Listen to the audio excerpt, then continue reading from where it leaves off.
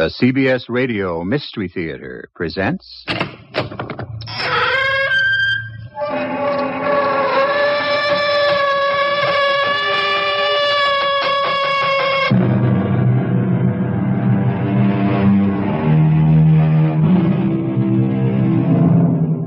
Come in. Welcome. I'm E.G. Marshall with another strange story about the world of the macabre. A very real world, by the way. Because if you think about it, haven't you said to yourself, I can't believe it, or that's the weirdest thing I've ever heard? Behind such reactions, there are explanations of a sort. Some make sense, others defy explanations because we huddle together in our small world, which is only a small part of an infinite universe. And nobody knows what unknown influences can change the course of our lives.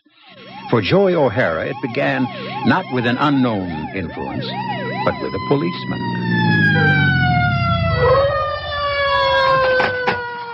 License, please. What's the charge, officer? Speeding. I clocked you at 35. The limit's 25. Yeah, I was flat out. Okay, give me the ticket. We don't write tickets in Lifeboat Landing. You'll have to follow me. What? You're hauling me in on a speeding charge of 35 miles an hour? What kind of a crazy town is this?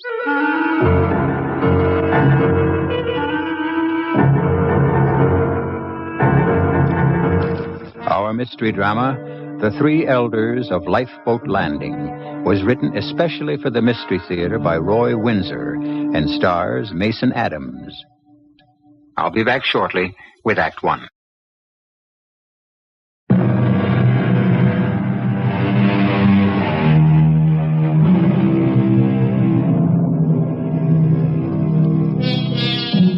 What began innocently enough, many of us have been stopped at least once for exceeding the speed limit, was to lead Joy O'Hara into an experience so devastating that until now it could never be told. And even now, names have been changed.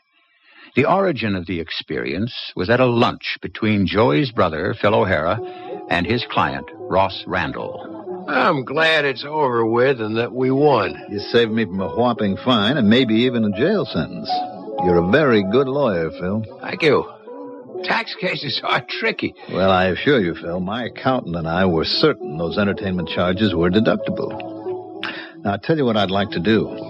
Would you and Mrs. O'Hara be my guests for dinner sometime soon in Lifeboat Landing? Oh, that's not necessary, No. Ross. But will you? Well, we'd be delighted. I mean, maybe you could leave the city mid-afternoon, and depending on the weather, we can play around a golf. Or a few sets of tennis, if you prefer that. Then your wife can join us for dinner at the club. Fine. Tennis, weather permitting. No problem. We have a bubble. You have? Mm. Hey, I thought they cost a mint. Well, money's no problem in Lifeboat Landing. What the village wants, it gets. And pays for, of course. In proportion to a person's income.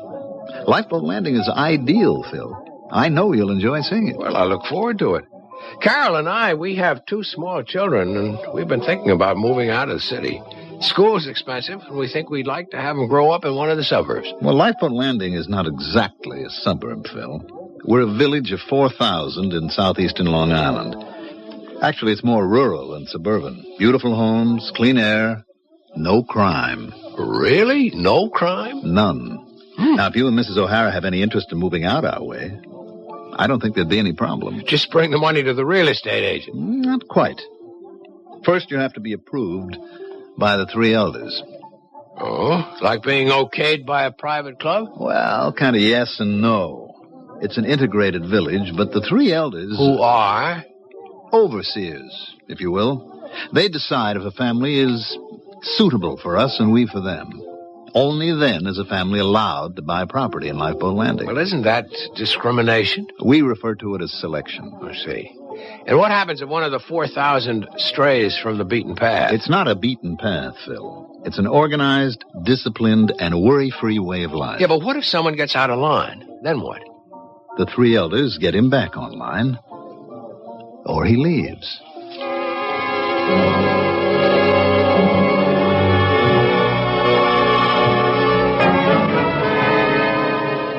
Sit down, Joey. What's on your alleged mind? You've been editing this newspaper so long, you don't know a news story from a promotion for Aunt Lily's Golden Grits. You know what's on my mind, Frank. Yeah. What happened to those two guys? And what about the cashier who was plugged and left for dead on the bank floor and was up and around the next day? I saw that myself before a guard showed me the door. Well, how do you know it's the same cashier? Oh, come on, Frank. I've been cashing checks in Lifeboat Landing for years on my way to Montauk for fishing. It's the same teller the holdup guys laid out. Well, how do you know that? We don't have a picture. Little Joey's got big ears. A pal of mine's a conductor on the railroad. Now, he's been taking tickets from the guys who get on at Lifeboat Landing, and he hears them talking about the holdup. No question the cashier was killed. But the next day, he's back at work. Same cashier. And from what my pal overheard, the description fits. It's a miracle. Now, look, Joey, run along and play. Forget whatever's bugging you. It's months ago. So the cashier's okay. Good. Now go away. And the two stick-up guys? And what happened to them?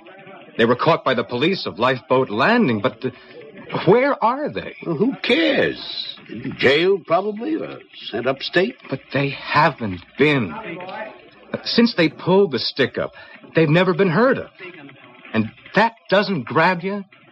Frank. Now, let me give you some advice. I've been sitting at this desk for a long time. Lifeboat Landing's unique. Nothing that happens out there ever gets reported. I mean ever. Not by the island papers, not by us. Now, maybe that's because nothing ever does happen. If that's wrong, I don't want to hear about it. Well, I do. I'd be a lousy newspaper reporter if I couldn't smell out a story. You know who Mr. Lloyd is, don't you? Yeah, assistant to the publisher. What about him? He lives in Lifeboat Landing. Hey, then maybe he can help me. You want to be out of a job? What? I knew about your interest in those guys, so I spoke to Mr. Lord. He told me politely not to waste my time or yours on a petty felony. But the two guys disappeared. I said as much to Mr. Lord. He just smiled and said he assumed they'd been dealt with. What does that mean? Well, he said he didn't know. But someone must know. Joey, listen to the old ostrich. Keep your nose out of Lifeboat Landing. Or else I get the old heave-ho. Or worse.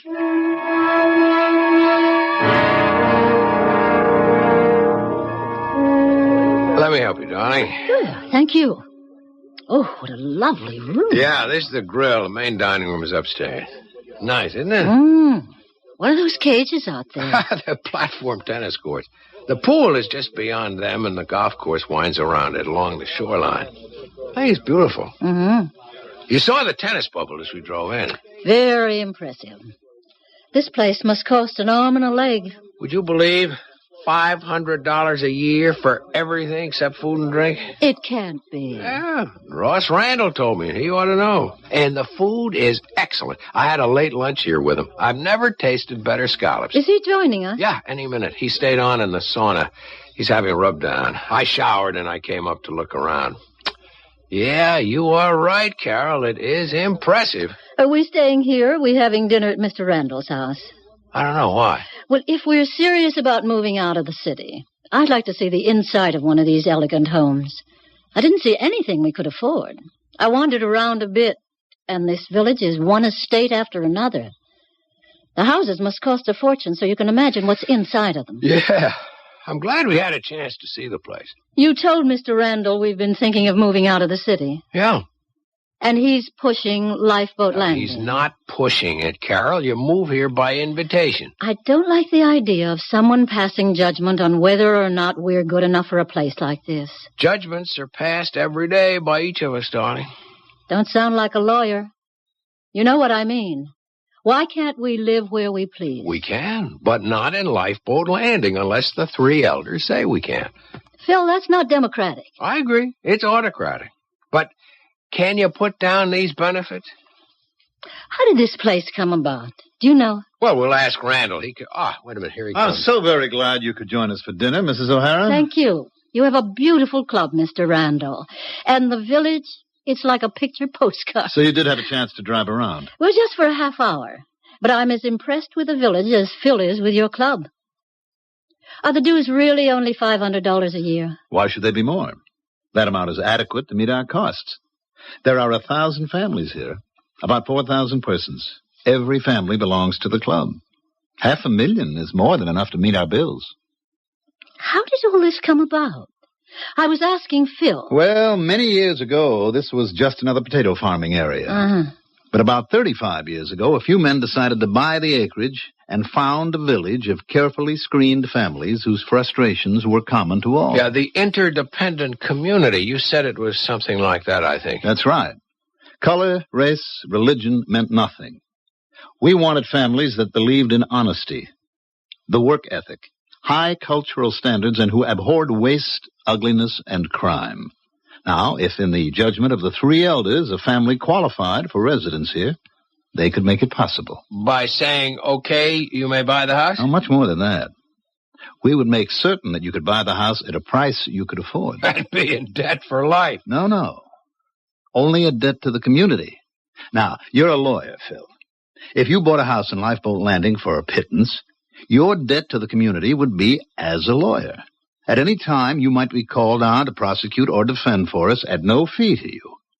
That's what we mean by interdependence. Isn't that kind of communistic? No, Mrs. O'Hara. We are elitist in spirit. We believe in the uncommon man.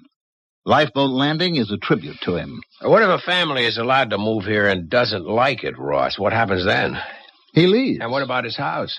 He sells it only to a person the three elders have found acceptable. What if he objects? Just ups and sells it to someone he knows who hasn't been approved by the elders. Well, he's warned not to, of course. Yeah, but say he's stubborn and he doesn't listen. Then his house might be razed. Leveled to the ground? We've had that experience only once, Mrs. O'Hara. A long time ago.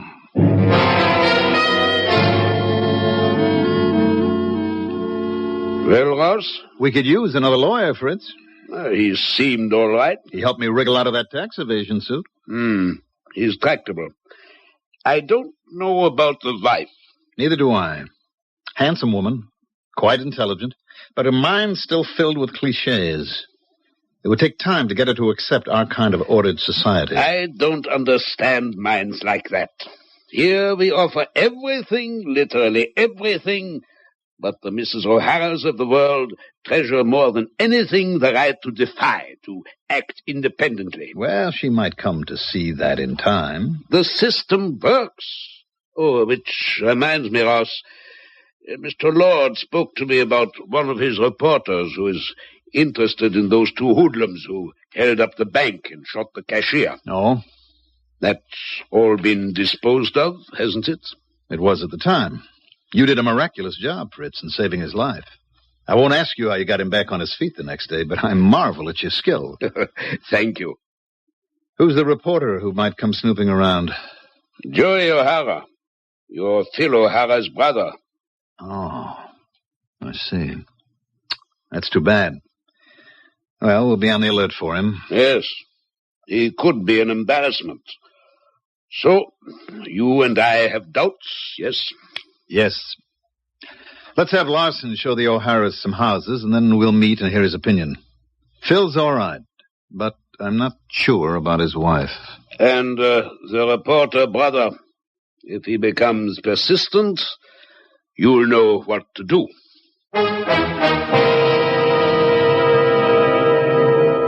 One definition of society is a voluntary association of individuals for common ends.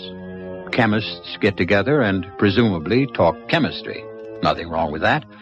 But a village of 4,000 in which, it would appear, everyone thinks and acts alike. As Americans, we hold many truths to be self-evident, and one of them is the right to protest, but not in Lifeboat Landing, as we will learn when I return with Act 2.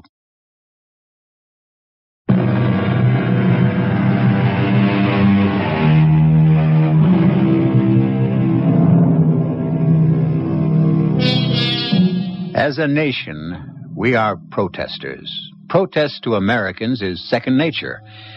We protested the tax on tea, and a nation was born. We protested against slavery, and a terrible civil war followed. We have died to preserve the right of each man to independent thought. Perhaps we haven't realized the ideal of making the world free for democracy, but neither have we become robots in an ordered society. In our story, it's not Yankee go home, but Joey get lost. Joey, I mean it. Get lost. Not a chance, old pal. Guess who's going to help me get the inside dope and what happened to those two guys? My brother, Phil. You got a brother? I thought you were one of a kind. I am. Phil's another type. I like Phil already. What's his racket? Uh-oh. Hold it. That your brother? The lawyer who got Russ Randall off on that tax evasion case? Mm-hmm. That's my brother, Phil. He's bought a house in Lifeboat Landing, and he and the family are moving out there in a couple of weeks. That's my inside track, baby. You're a real dandy, you are. Wait until I bust the truth across the front page. Before that happens, you'll be bust out of here. What's wrong with you, Frank? Two stick-up guys just vanish, and you don't think there's a story there? I've told you until my throat is dry. Lay off Lifeboat Landing. Something smells out there, Frank, and you know it. I've got a right to ask questions. No one can toss me in the clink just for asking questions. No one has. You've been out there. Mm-hmm. The bank cashier wouldn't talk to me. No, that was his privilege. What about the police? Yeah, the police. They said they didn't know what I was talking about. Well? Frank, that's what's funny. I'm not allowed to talk to the cashier, and nobody else in the bank, including the security guard, would even speak to me. And the police, they just smiled and told me to run along. What goes on out there? It's a tight little community, that's what goes on. And no hard-nosed reporter's going to loosen it up. I don't believe it. I'll find somebody who'll spill the beans. Yeah, in your face. Why do you keep saying things like that? Because, dummy, if you become an annoyance to the three elders who run the place, you just might join those two hold-up guys your heart bleeds for. You're scared, aren't you, Frank? For your sake. Yeah.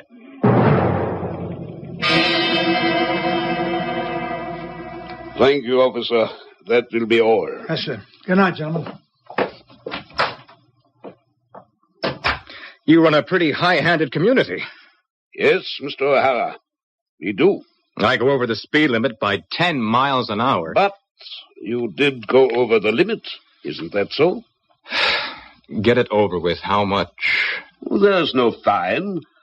Only a warning. Swell, but I got the message when the cop picked me up, so what's the point of this little get-together? There are several points, Mr. O'Hara. You're Ross Randall, right? That's right. And it was your brother Phil who defended me in a tax suit, who has since been allowed to move to Lifeboat Landing. So I heard. I was on my way to his housewarming party. We won't keep you. But as Dr. Heinemann just said, we must give you a warning. Okay, shoot. If you're arrested again, you'll be sent to prison for 30 days.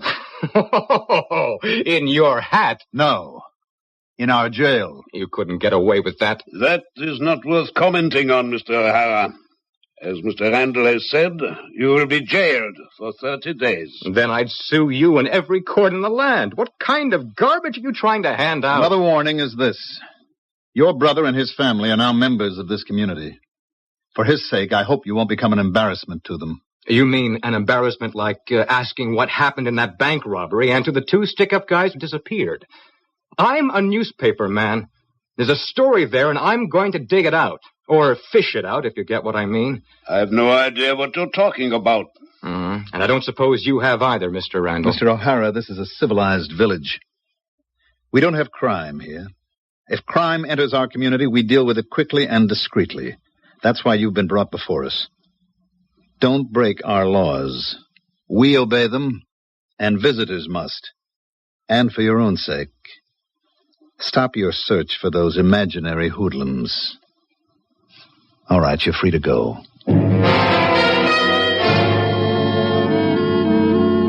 Won't you stay overnight, Joey? No, thanks, Carol. Forget what happened, kid. It's not a federal case. Well, it's going to be before I get through with it, Phil. And you're going to help me. You're back on the vanishing stick-up, man. Give up. That happened months ago. I wish you'd forget it. How can you say that? Don't you care? It's none of my business. and you've been told that it's none of yours. And the more I'm told to lay off, the surer I am that there's something strange about Lifeboat Landing. No, not strange. Different is all. It is different. It's highly organized. Each of us helps the other guy. If I have a problem, I can get help. If someone here needs legal advice, I'm here to supply it as a neighborly obligation. Now, what's wrong with that? Everything. You have no privacy. You've sold out to a weird society that provides you with every material benefit in exchange for dumb obedience. You've got it all wrong, Joey. I think and I say what I please. I go to work freely and come home to a fine house in an ideal community. Phil, can't you see what kind of place this is? You call it an interdependent society. When persons spy on each other and lead plastic lives, that's what I call the police state. But, Joey, where else could we find all this? You'll admit it's a beautiful village. Sure. And Vienna was a beautiful and carefree city until the Nazis took it over and the Gestapo paid neighbors to spy on neighbors. Isn't that the system you've got here? You understand, Carol. I can see it in your eyes. It's too much housewarming, pal. Spend the night, huh? No, I'll be on my way. Look, both of you, I'm sorry to be like this. It's your home, your community, and I wish you well. I hope it works out. It just wouldn't be for me. I don't like regimentation. Never mind. It's a great source of satisfaction to me to have everything organized efficiently. This village works. And everybody obeys, including the opposition. If there is one. Of course there is. But the majority opinion prevails and everyone accepts it. That's brainwashing, Phil. Well, what about it? Can you help me find out what happened to those two guys? You've been told not to snoop, Joey. Uh-huh. Meaning you won't ask questions for me. Well, then I'll have to find out for myself. I'll say good night. I'll see you to the door. So long, Phil. Good night. Please don't stir up trouble, Joey. I'll try not to, but Carol, this place is not for you. If I can't stand it, we can always leave. I wonder. It's one thing to get into a secret society. Getting out's another. Oh, I wish you wouldn't say things like that. It makes me feel spooky. You said it. I didn't. But I know how you feel.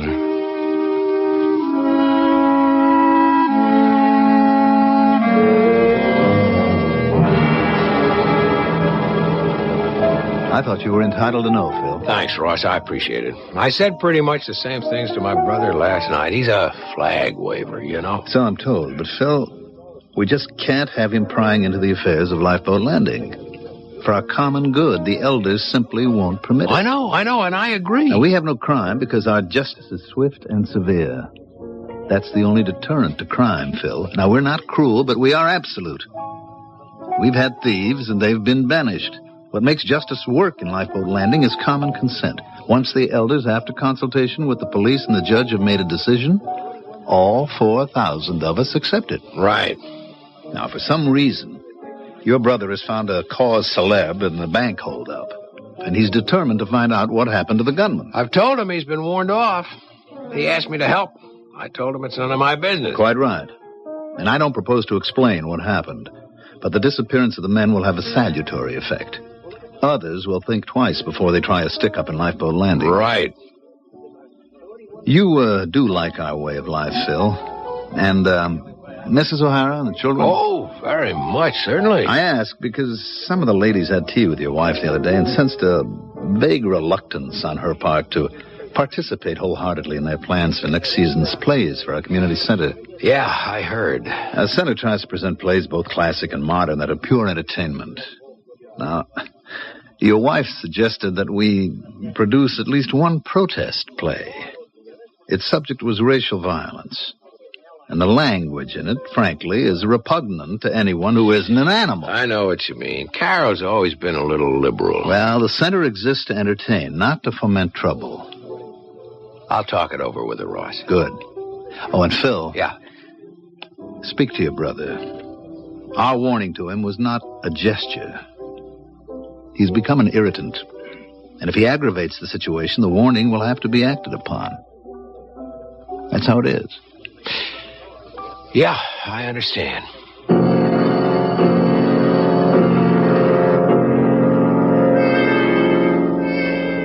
Just who does he think he is? Ross Randall warning me. All he said was if I broke the speed limit again, I'd go to jail for 30 days. Ridiculous.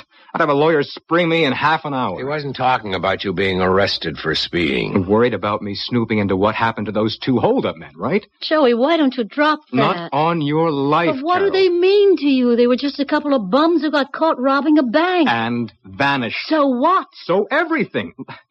Look, I don't even know who the guys were, and they're probably no good, but this is America, Carol, baby, and those guys were entitled to a hearing before a judge and then sentenced.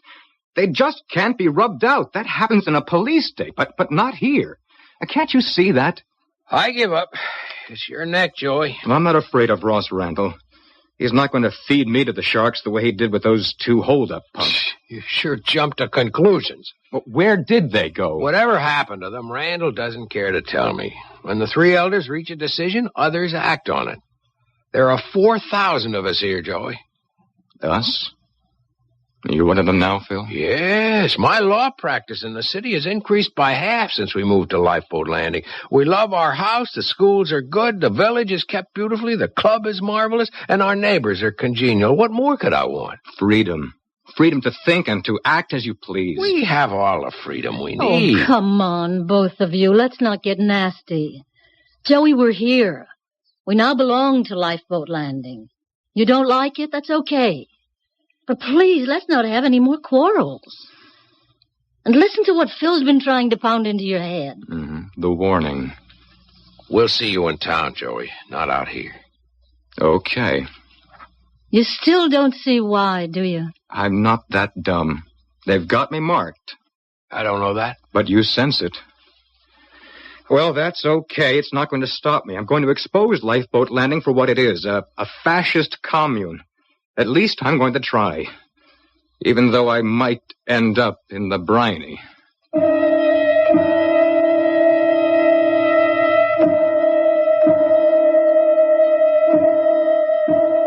Aristotle wrote that democracy arose from men thinking that if they are equal in any respect, they are equal in all respects. I don't think it's worked that way here. You and I have equal rights with, say, a famous doctor, but could we pretend to be equal in the ability to invent the polio vaccine? More on the subject as it applies to Lifeboat Landing when I return with Act 3.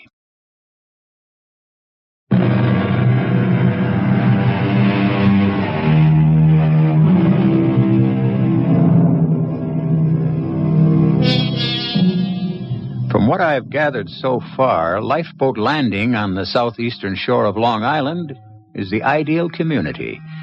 Joey O'Hara disagrees. He's a newspaper man, of course, with a natural instinct for news, and he finds any controlled society repugnant. His curiosity was aroused by the disappearance of two men who held up the local bank and vanished.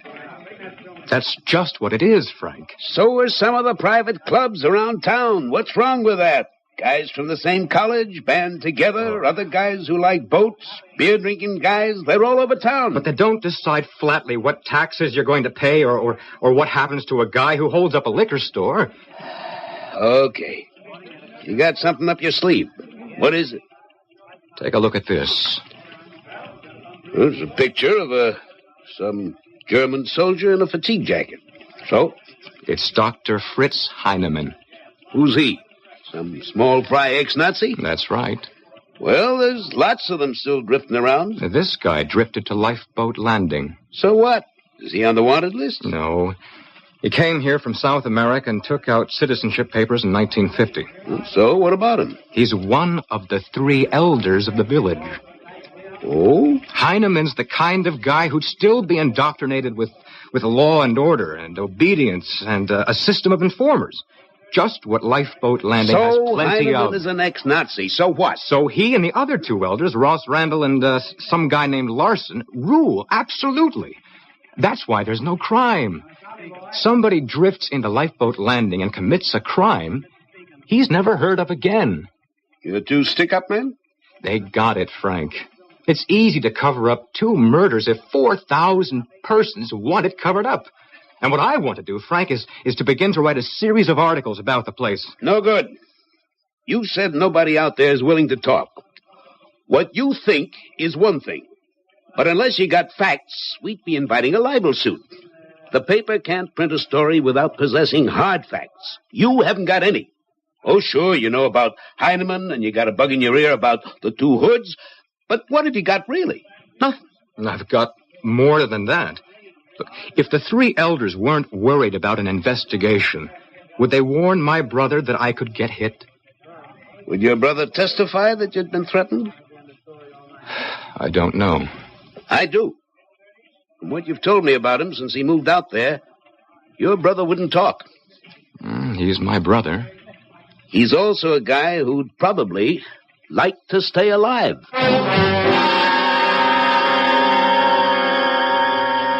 Now what? They just want to come here and talk. You know, that makes me nervous. I feel the way I used to feel when I hadn't done my homework. What have I done now? The play committee? Oh, no. I saw the light. No protest play for next season. Phil. I know what you're going to say. But doesn't conformity get you down? It's smothering. I like it here, Carol, but if you don't, we can always move back to the city. But think of what we've got. And what we've given up. I'll let them in.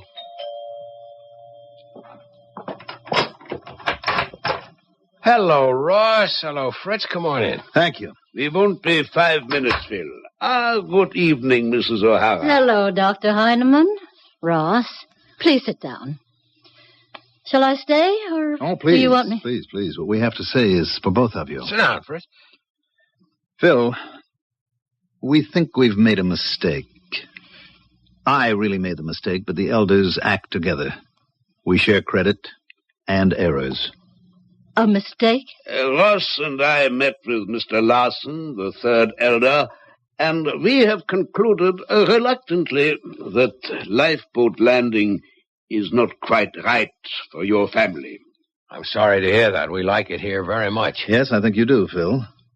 But what about you, Carol? Well, I'm getting used to it. It's taking a while because it's a different experience for me. But I love my house and everything else about the village. Yes, physically it is perfect, and the reason for that is efficient organization. Some persons fit the yoke, others do not. Many personal inclinations have to be repressed for the good of all. Decisions made by the 3 elders represent the majority opinion, and the minority has to accept it. And some persons might resent that kind of rule as arbitrary. Well, it is, kind of, isn't it? Well, isn't it preferable to constant turmoil? The elders decide what is best for all and put it into effect. To be efficient and productive, a house needs a head. So does a business. So does government. Understand? Yes. Turmoil and bitterness and neighbor set against neighbor. Those are the very reasons that democracy is inefficient. But each of us should be free to say what he thinks. That is the reason for our visit. We suggest it will be happier if you leave Lifeboat Landing. We would like to have you stay with us, but not as dissidents. And then, Phil, there's your brother. I told him to stay away. It wasn't easy. I'm fond of him. He's still bent on making trouble. How could he? He can't, but he refuses to believe it. Now, I can give you one piece of news that you may not be aware of. He's been discharged from his job.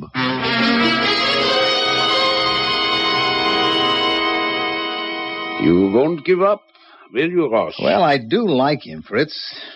And his wife will come around. It seems a shame to tell him to move because of that brother of his. Well, he could be disposed of very easily. Too obvious. The publicity would be unpleasant. And I don't know if that editor would stand still for the disappearance of Joey O'Hara. But without facts, who would believe what he might say? The 2 hold-up men disappear. Joey O'Hara disappears. The first are missing because a rival gang took care of them, O'Hara is missing because he was close to exposing the gang. That kind of thing can be maneuvered, Ross. Let me try something else first. I have an idea.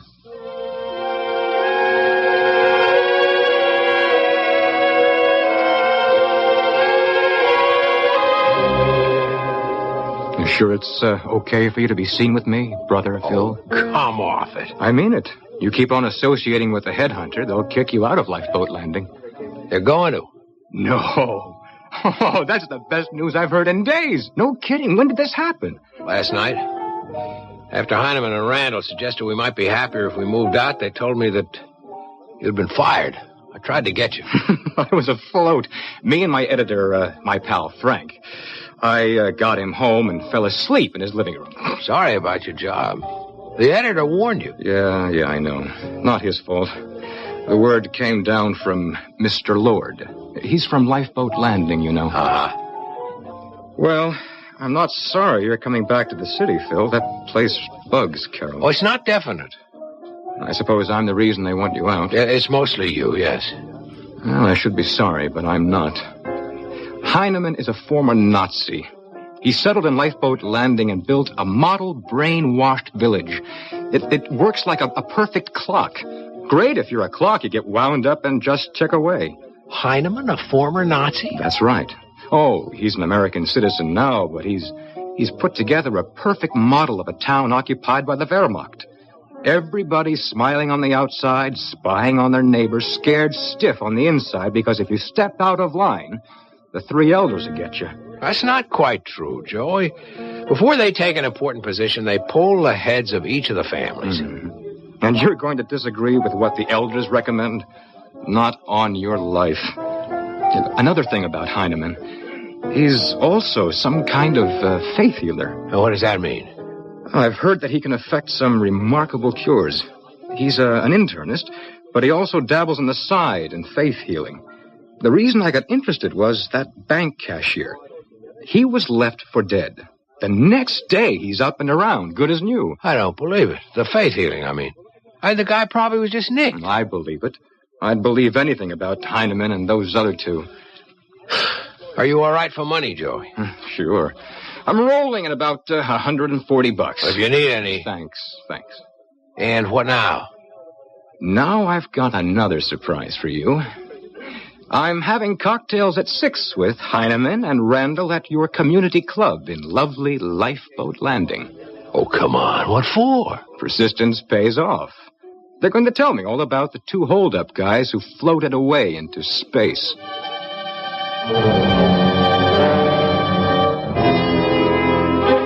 You're quite right, Mr. O'Hara. I was a member of the Nazi Party. I was deluded, as many of my companions were. That, however, was many years ago. I escaped to South America and then to the United States, where I am a citizen. Everyone in Lifeboat Landing knows this.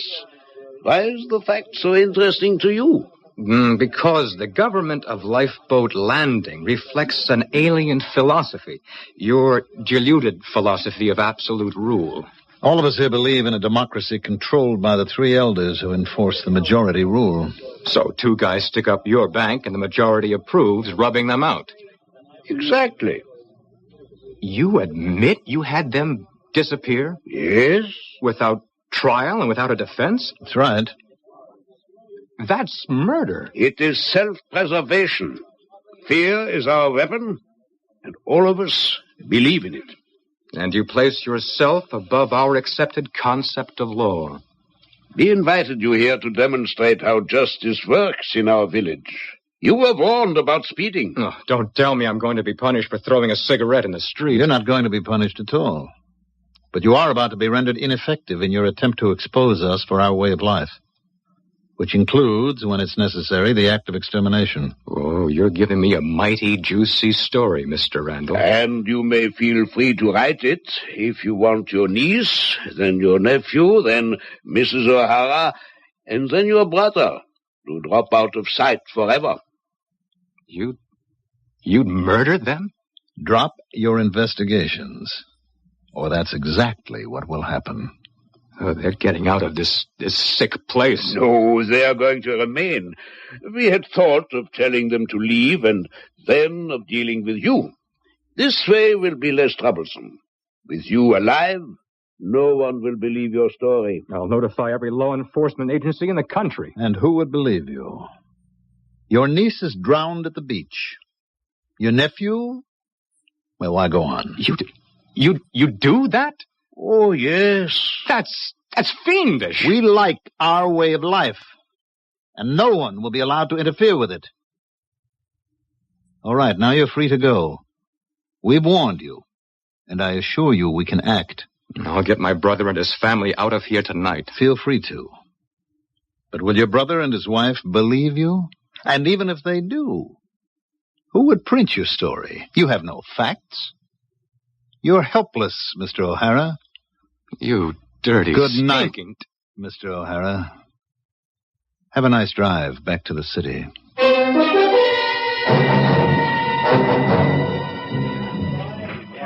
Where you calling from, Joey? What?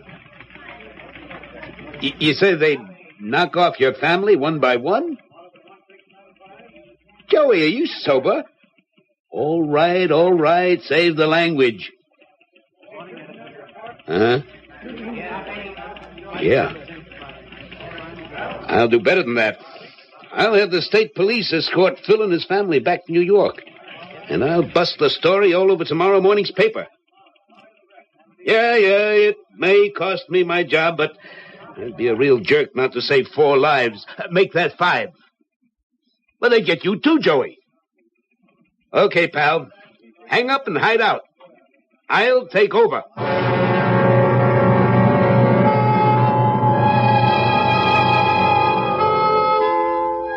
A fantasy?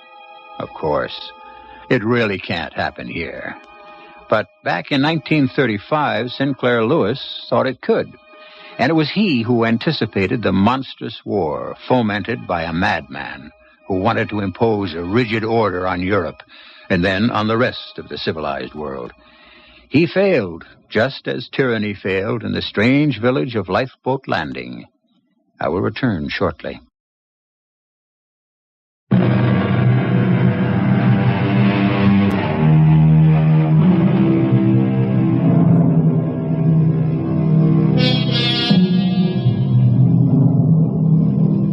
Everyone believes in law and order, but those are ideals which arise from within a free society for the common good. Try to impose them without common consent, and there is resistance.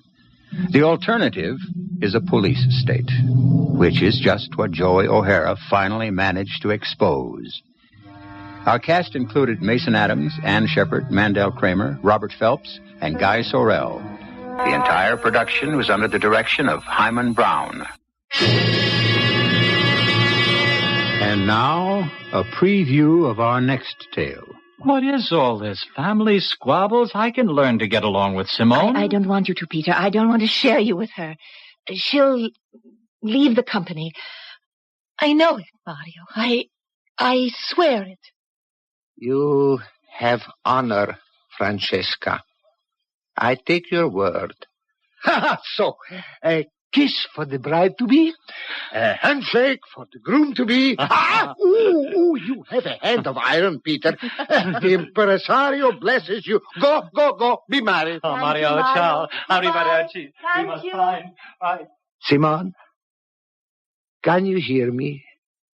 I know you are listening somewhere. I know you heard her. In heaven's name, Simone, go. This is E.G. Marshall inviting you to return to our Mystery Theater for another adventure in the macabre. Until next time, pleasant dreams.